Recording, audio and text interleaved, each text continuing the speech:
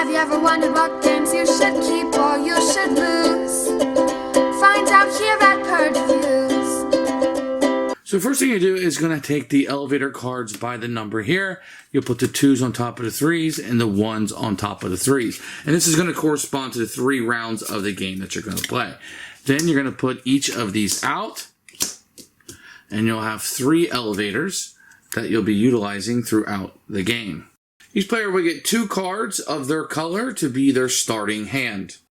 Then you'll shuffle up the rest of the stack and you'll put 1 random person out at each of the elevators. Then you have your stack of cards. And what you're going to do on a turn is you're going to play a card, and you can play it to any one of the 3 elevators. Normally, what you do if you play a card, it goes on the back of the line.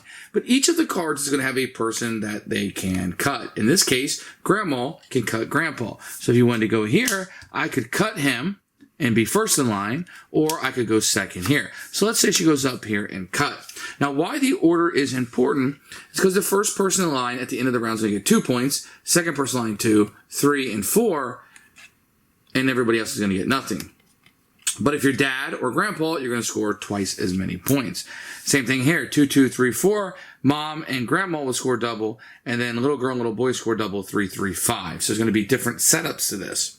The remainder of the 3 decks are placed in an equal number of piles. Then you can choose one of the cards to refill your hand from the top of the deck. So say I want to take this yellow one. Let's say as the game progresses, we were able to move up. Grandma would cut there. And let's say Grandma was up here.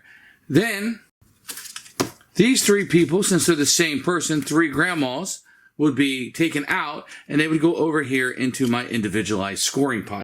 And then these will score at the end. So after you score the elevators and whoever is in there, you'll score for your cafe. So for each set of 3, you're going to score 1 point for each family member. And unless you're able to get one of the lost girls, lost children, then they will score 2 points each. You'll do this for 3 rounds. The next round, you're going to put out new elevators, etc. And you do this for 3 rounds. Whoever has the most amount of points is the winner of the game. So each of the cards will have a little something different. So the little boy will go in front of his mom if she was out. The grandfather will get in front of the little girl if she was out. So let's say this little girl comes out. She always skips in front of her brother. You'd put her right there. So let's say the little girl was placed here in front of her brother. That is a valid move.